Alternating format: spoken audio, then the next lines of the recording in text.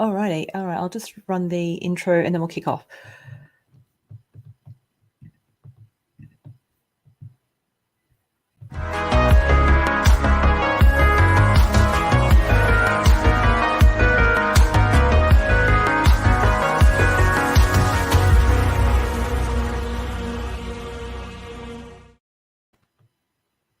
And we are live. Welcome everybody to who's watching, the two people that are watching live right now.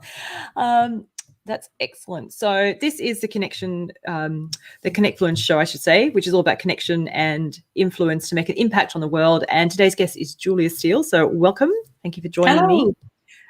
So I'm just going to read Julie's bio because, then we get it all right. So Julie is a pro at dealing with uncertainty, from growing up in a military family, traveling around the world and leading organizations through uncertainty. She's led some of the largest business and technology transformations in Australia and the UK, and knows that dealing with uncertainty at work and life takes nerves of steel.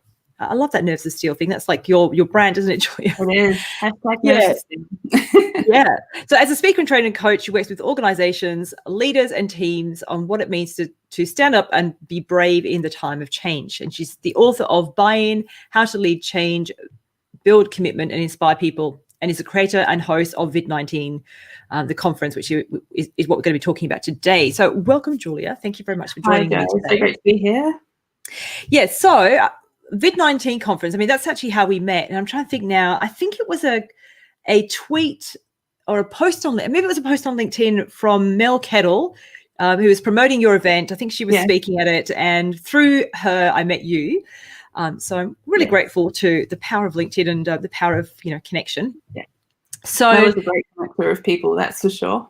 She sure is, yeah. And I've known her for years. And in fact, we spoke together at a conference. That was the first time we met. We were speaking at a conference. We just got paired up together because we talk on similar topics. And the rest is history. And actually, she's the reason I met my co-author of my book, because she was emceeing our session. So yes, so I've met lots of people through Mel. So the VID19 conference, obviously, I was part of and spoke at as well, which is thanks to Mel. So can you tell us a little bit about what it is? Now, on your website, I know you've got it. It's the mission, I guess, was to bring forward bring together the most forward-thinking thought leaders, experts, and performers in one continuous 19-day event online. And I like your analogy. It's like Live Aid online without Bob Geldof. So you're kind of Bob Geldof, really, aren't you? You are the Bob Geldof of the leadership space. By the end of 19 days. A lot more attractive. So tell me a little bit about the conference and where did the idea come from? Because it went nuts, and it was a lot of work on the back end. So yeah, clearly didn't sleep much. Yeah, no. I'm a lot like you, Joe. I run my own business. And back in March, which is when I had the idea for VID19, a lot of my face-to-face work, a lot of my face-to-face speaking, standing on stage in rooms full of people, bringing people together for one-day training, all of that started to disappear quite quickly. I think in the space of, maybe 2 or 3 days, all of my clients either phoned up to say, work's been deferred, or we're going to have to, think about doing it in a different way. And I went out for dinner. Actually, I went out for dinner with Mel Kettle and Louisa Koppel, who is another good friend of ours. And we were talking about what we were starting to see in terms of impacts on our business and what we were starting to see in terms of the impacts at our clients. And we all kind of said the same thing, that we kind of sensed that, people were going to be sent home quite soon, and that they were going to need some support. And how could we support them through what we now know has become quite a lengthy period of time at home. So the idea of VID19 really came to me in the middle of the night, as best ideas do. And I thought, what if we've suddenly got all of these speakers available, because a lot of conferences and events were being cancelled, and we've got a whole lot of people that suddenly need access to them, and what can we do to bring them together? So as you said at the start, I pulled together a 19-day event. 19 is obviously symbolic for COVID-19, but I wanted to do something that wasn't just a one-day thing that people came to and then it forgotten, that it actually was a place that people could go. And a lot of the promotion, exactly as you said, how we got connected and how I got connected to the other 170 one speakers was largely through LinkedIn, and then through the power of LinkedIn and social media more broadly, people started to hear. So I think we had 1,000 people participate on the first day, and I think by the end of the conference, we'd had over 15,000 people and 32 countries attend. So like you said, it did go nuts, and I've used LinkedIn quite a lot in terms of personal. I know you love to talk about, but this event was sort of new territory for me in terms of promoting an event and promoting something for people to attend. Yeah, well, like I said, did pretty well. I mean, I'm just looking at all the people that I met at the conference. I mean, there were a lot of speakers that I knew, but there were also a lot of speakers that I didn't know before that. And I mean, here's some of the stats that from the event itself. So 172 speakers, which is crazy. Coordinating that many people. I've coordinated events before I was speaking myself. I used to run events, but this is a monster of an event. I mean, a lot of logistics. And I'm just thinking about all the back end, because you were in all the sessions, weren't you? Yeah, I emceed everything. Yep. So did you sleep? Yeah. No, I did. I think it's a few people reached out and said, how's the energy going, and how you managed to do all this, and have a wonderful woman called but the process for finding speakers, speakers love to speak. It's what we do. And as soon as the sort of stage was removed, the opportunity to find a new stage or this virtual stage to talk appealed to so many so quickly. And, the network's so strong in the speaker space that as soon as one person heard of it, 4 other people heard of it. And so I think I scheduled every person that applied to speak got to speak. So we had some really experienced speakers, and we had some people that are still in their day jobs that had never spoken before. And it was really nice to see that cross section as well. Yeah, because I mean, there were some great topics and a real diverse range of topics as well. So I guess you could pick and choose.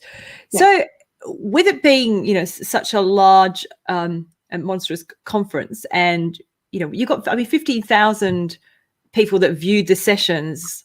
So how, from not running a conference before or an event before, how did you actually market it? I mean, obviously getting the speakers, like I said, word of mouth, but what else did you do to market the conference and get that sort of number?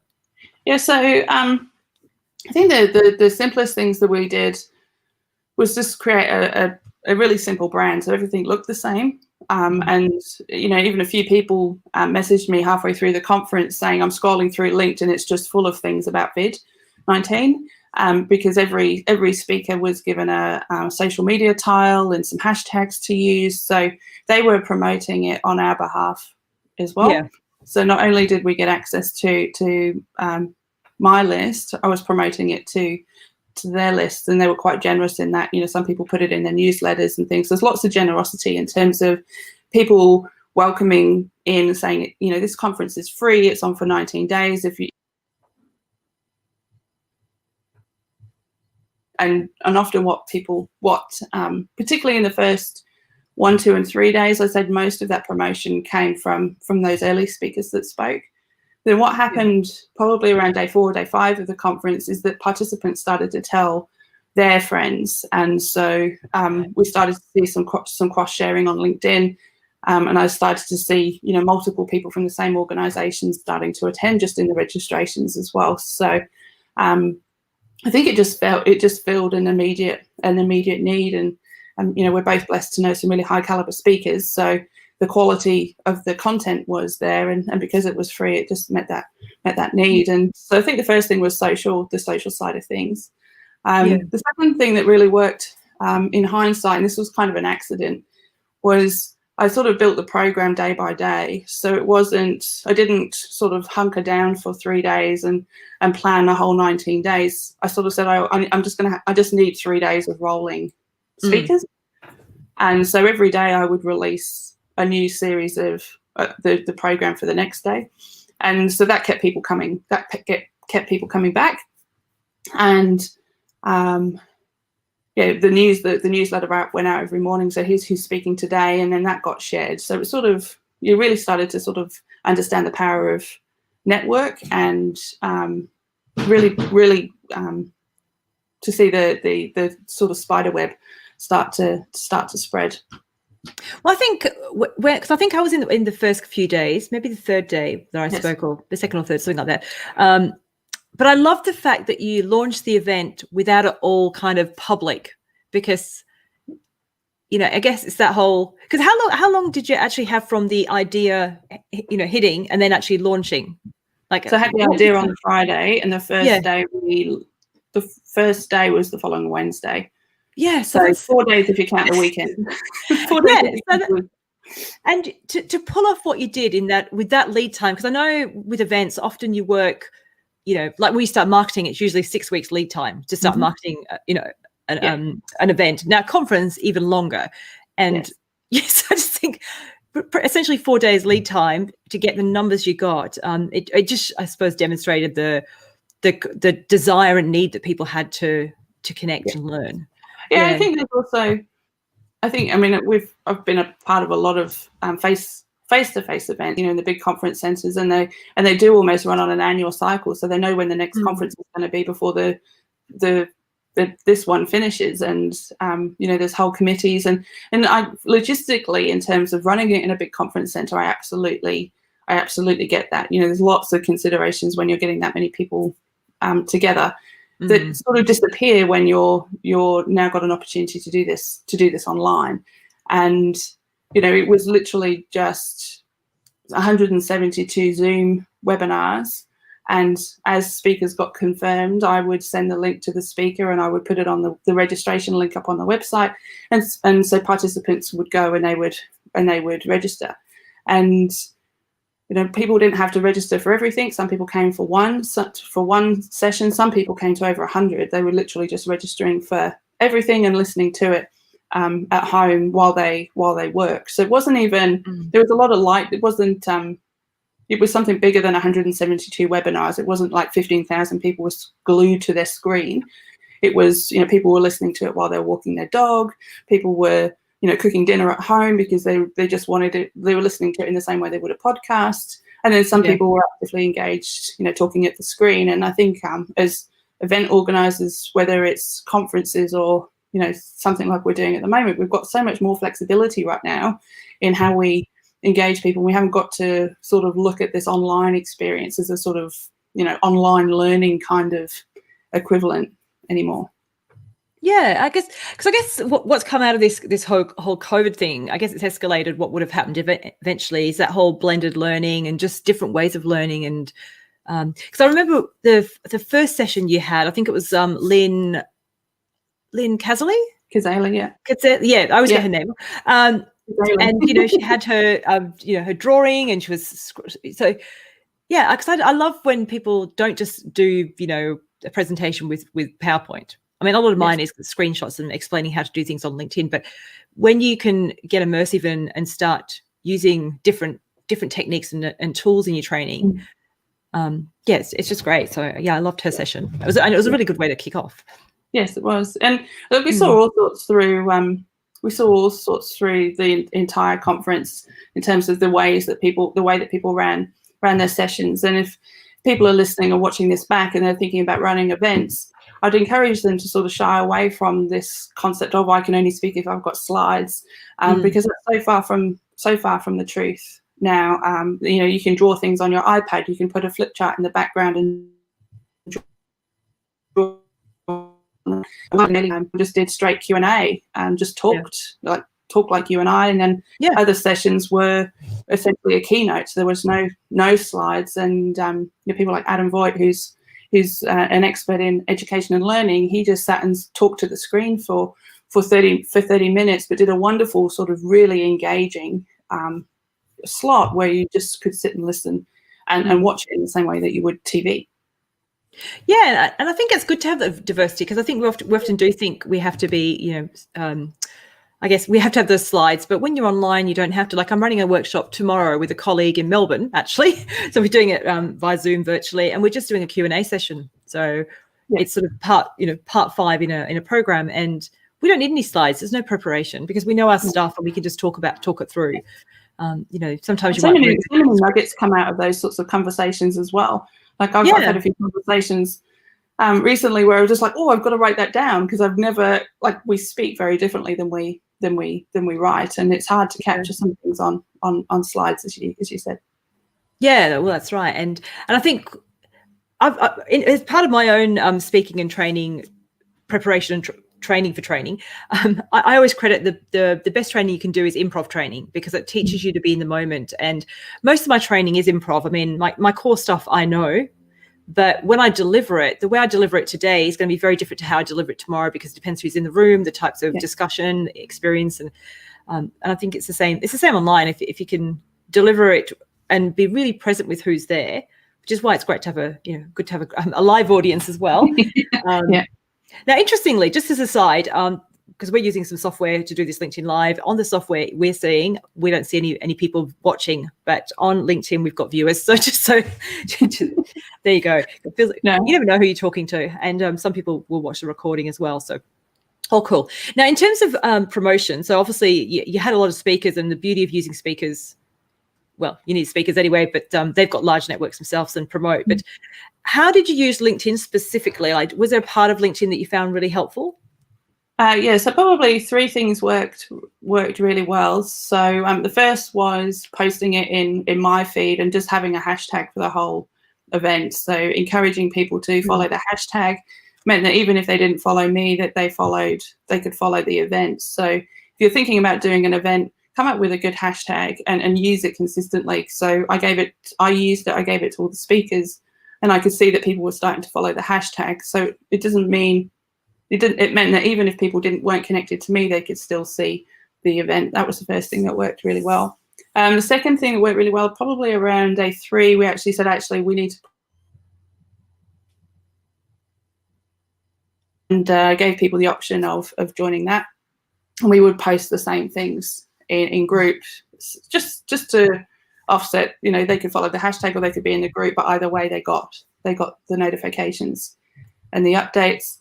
And then the third thing was just actively posting. So we promote before events and after events. So Emma did a great job sort of picking out headlines and key quotes and things from some of the sessions. And so we were doing a before about what the event was, a during and an after around, here's a key headline from Lisa O'Neill's session, and if you want to watch the recording, go here. And so that kept some momentum going, rather than it just being come to this event and then silence afterwards. And I think if we are running events, we've got to think about both. And the blessing of being online now is, everything is recorded, so we've got so much collateral in terms of reuse as well. So I know from this session you've got a whole video, but you can also break it down into little snippets and post it to places for people to watch afterwards as well. So make sure you're really leveraging the whole experience, not just this mindset of I'm using LinkedIn to get people to a event, and then after the event I'm not going to engage with them at all. Yeah, well, that's it, because there's different features of LinkedIn. Like there's even an events feature now that you can put your event on, and promote it. But that's sort of once it's done, it's done. I mean, an event has its own feed, so you can share content about the event, but people have to say they're going to the event to actually see that content. So events and stories didn't exist when VID did, but there's a few things that have come along. I'm like, oh, wouldn't it be great if that just existed then? Stories. And stories, another new feature. I mean, they're still rolling out around the globe. So I mean, Australia, we were like the third or fourth country to have it. As I went to the launch by LinkedIn when we just got released. But even that content, it's good for sharing the behind the scenes, the sort of casual stuff, but it's not indexed anywhere. You can't find it later, and it disappears within 24 hours. So it's more I suppose that fun content that you wouldn't normally put in the feed, or as I like to say, it's not really feed worthy. Like what you're doing behind the scenes, what's your setup like? Because we're seeing a lot of that sort of stuff in the feed, but sometimes it just adds noise. What do you have? What are you drinking while you're listening to the session? That kind of stuff can work well. Yeah.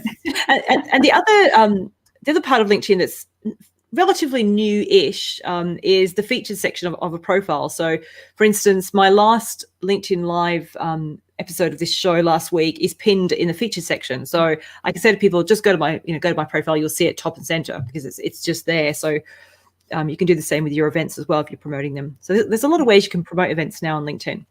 Yeah. And I think there's definitely a cadence to it. I mean, you'll people have very short attention spans because of the amount of that's going on in the world. That was the case even before COVID was on the scene. So, you're more likely to go to an event that's advertised this afternoon than you are in 3 weeks' time. Even if I tell you about it today, you're still going to want to be told in 3 weeks' time. So there's this cadence and communication. People. Yeah, you're right, because I think with the physical events, because we have to physically go somewhere, particularly if we're traveling, and it requires, an airline, then obviously there's a lot more logistics to organize. But if it's just turning up to a Zoom call, as long as you're free and you don't have clients and it's really obviously valuable, then you could do something this afternoon potentially or tomorrow or whatever. So I guess that lead time is a lot less. Yeah. Now I'm just looking at the comments here. We've actually got some comments that have come through from LinkedIn. So Reg Sorrell, who was one of your speakers as well, said, it's great to be part of it. Reg is he was on the show last week. Interviewed him about video on LinkedIn. And Steve Rain says, as a forgetful person, reminders are great. Yeah, because I think when you set up the event, I suppose whether it's on your website or using an event ticketing tool like Eventbrite or Humanitix or one of those type tools, it's good to have it in different places so that it's top and center. Because even if, say, you were planning an event, and I mean, in your case, it was only 4 days. So if you booked and forgot, you'd have to have a really, really bad memory.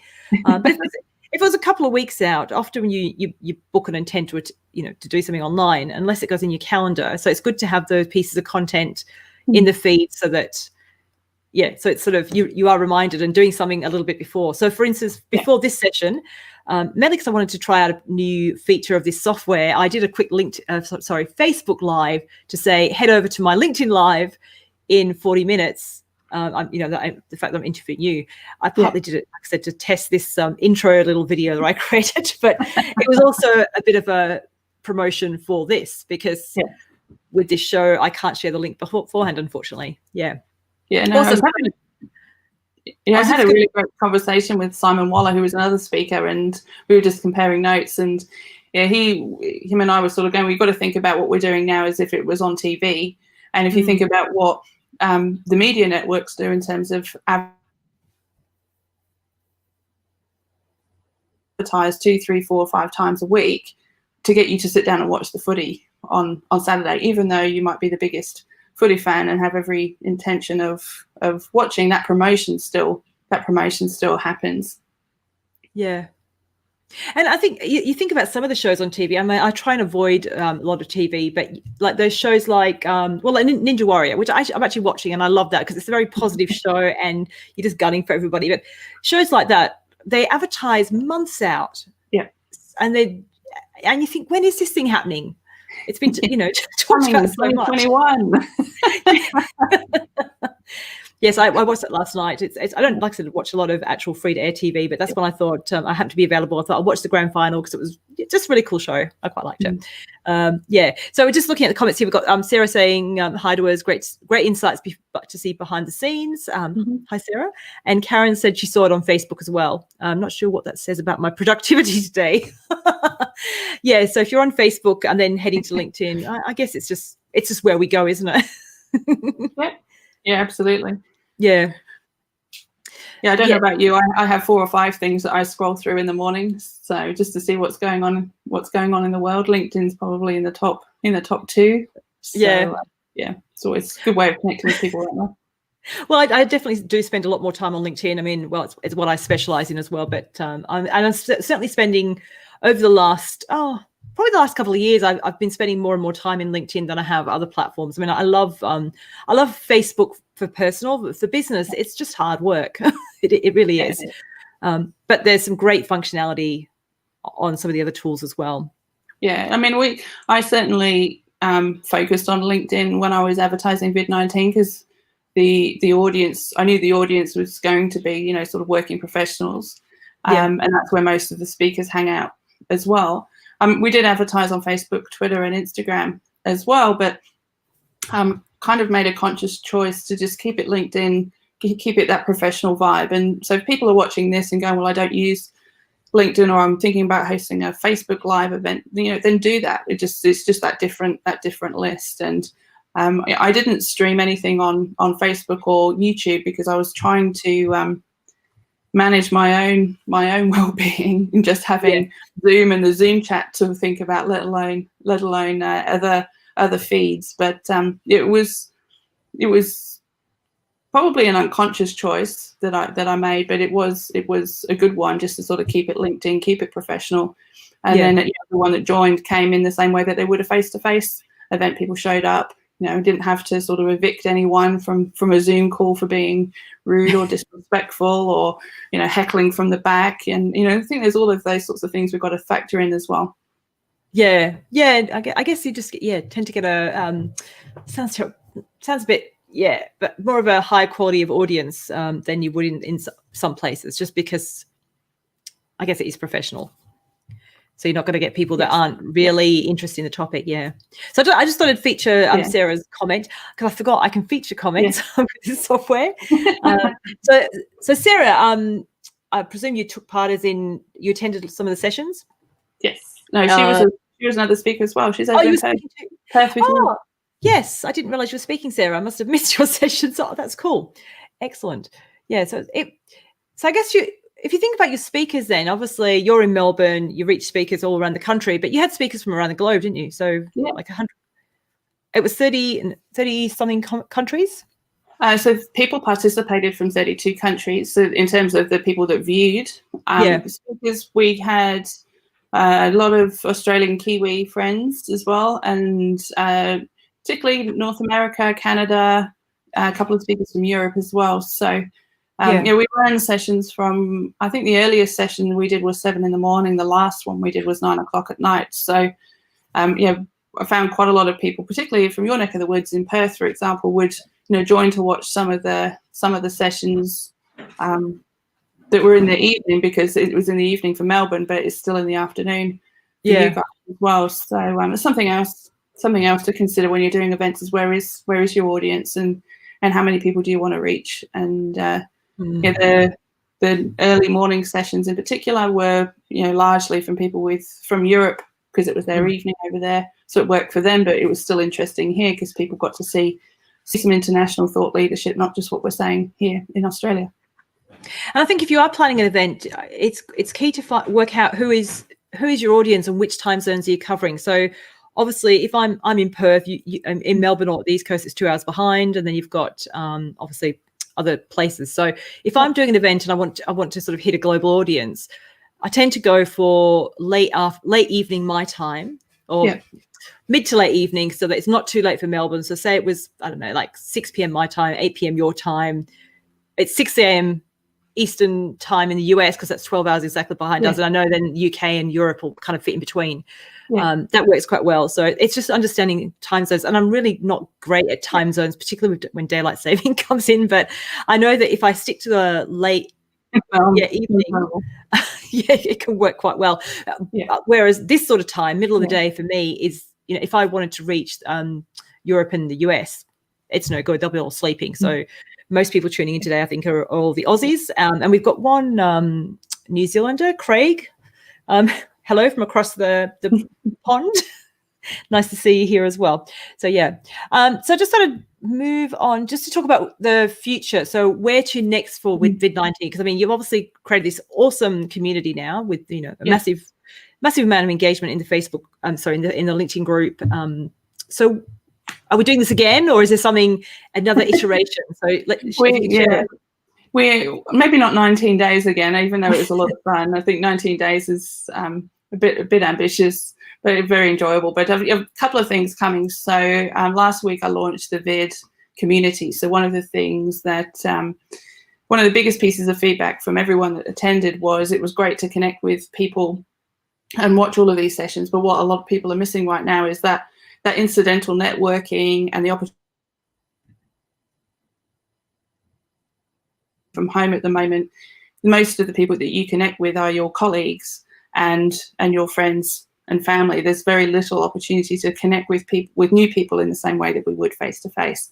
So the VID community is a membership-based community, and so you can join that. And we're running every month a masterclass and some group coaching and networking events, so that we can sort of band together as leaders and aspiring leaders during this time.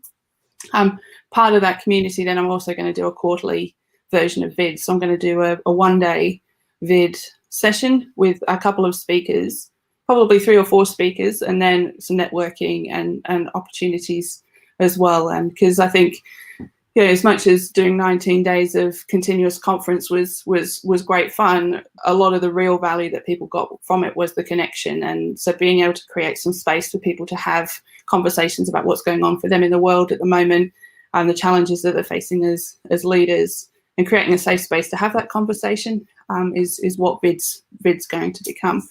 And then next month, I've got a book called Unite coming, which is all of the key themes that came out of VID.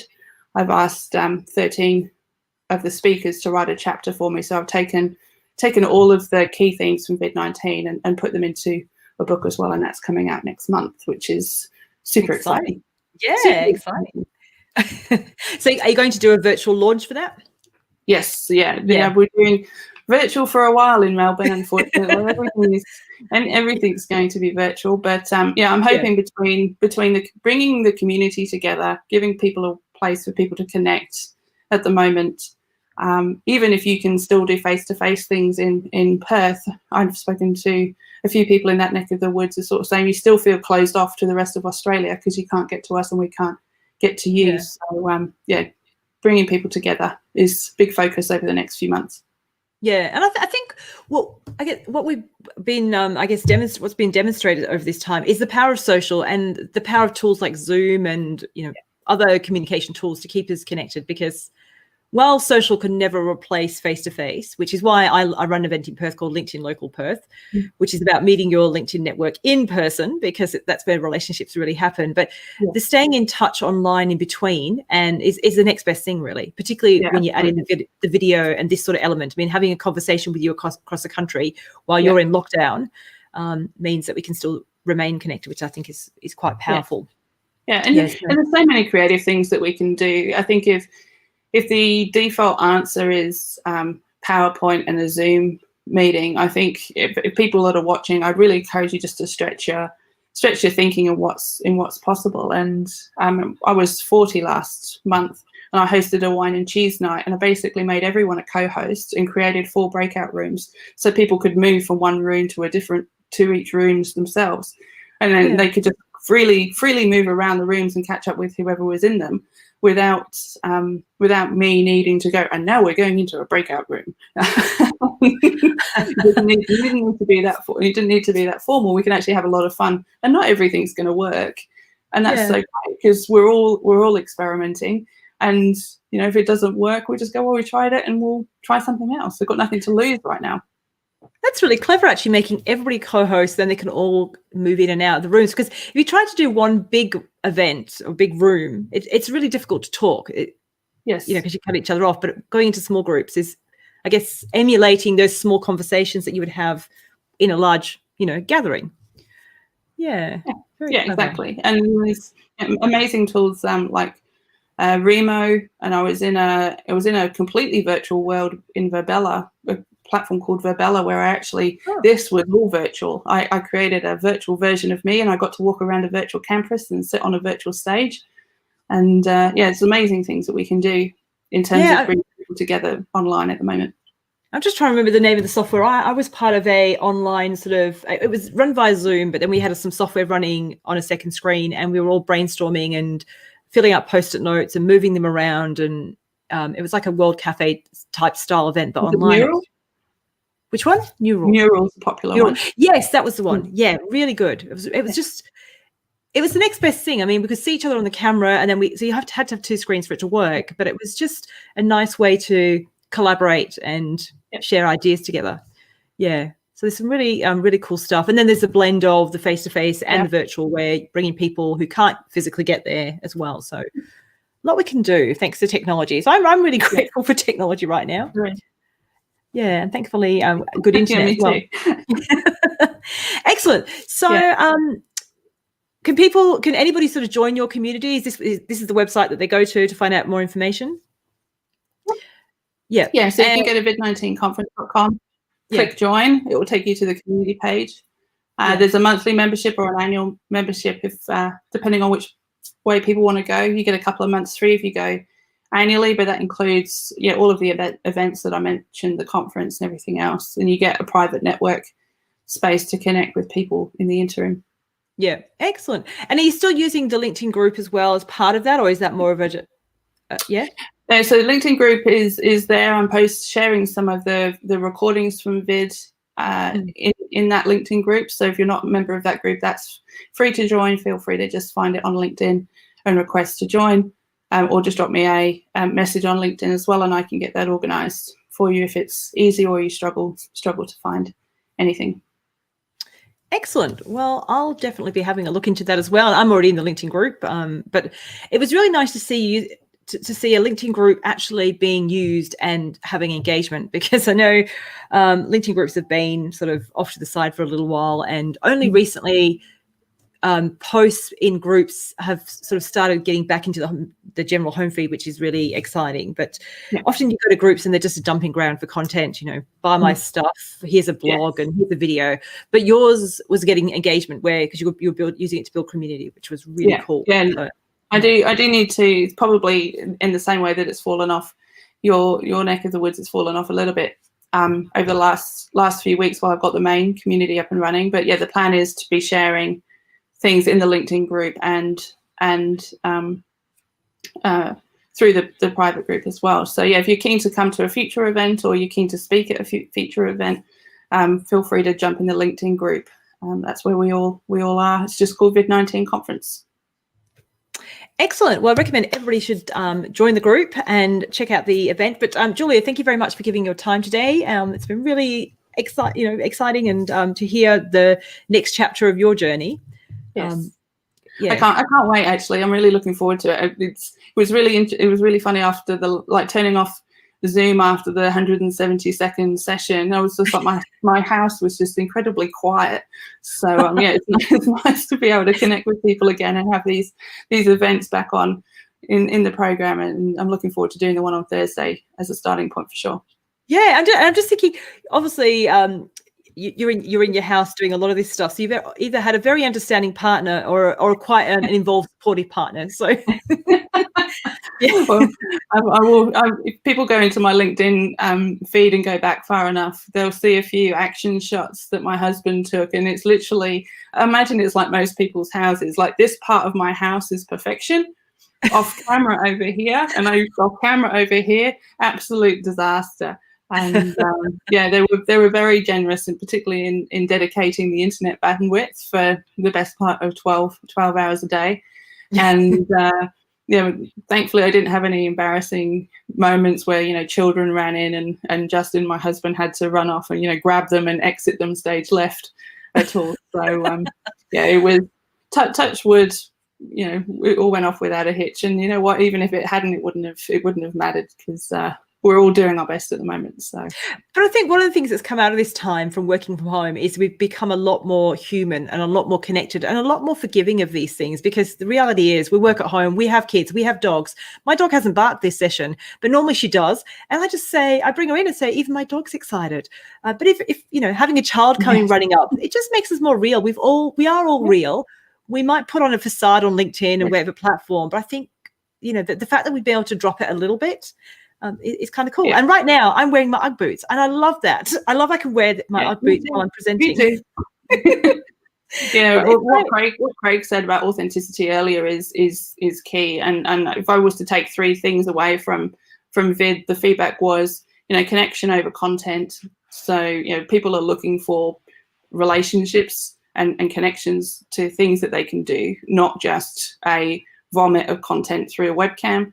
They're looking for authenticity, and the feedback on all of the speakers were, it's great to see people being more so authentic, just in the lounge room, in the UGG boots with the cat, the dog, children. The third thing is that we can just, doesn't matter if the best that we can at the moment. If you're thinking about doing an event, just do it. Don't plan it for 4 weeks. Just get it out in 2 days. Well, I think there's very little that can go wrong. And the fact that you did it with 4 days notice, and it was almost like you jumped out of a plane, you built your parachute as you were going, you were busy delivering sessions. You know, as I said, did you sleep? Because I mean, there was a lot of back end work, and I know events in themselves can be hard work, but yeah, just the fact that you did that in that short a space of time. But I guess the payoff is huge because you've built this awesome community and people are connected, and I so appreciate it. And I remember being at the very closing session where, you know, and some people were quite emotional, and, you know, because they got so much value from the event, because, you know, particularly at such a time where, because we couldn't have predicted what happened in the world, really, could we? It was just almost like a dream when you think about it. I mean, even I mean, in Melbourne being where you are now again, and who knows where, I mean, in Perth, we're pretty lucky at the moment, but we just don't know where we'll be.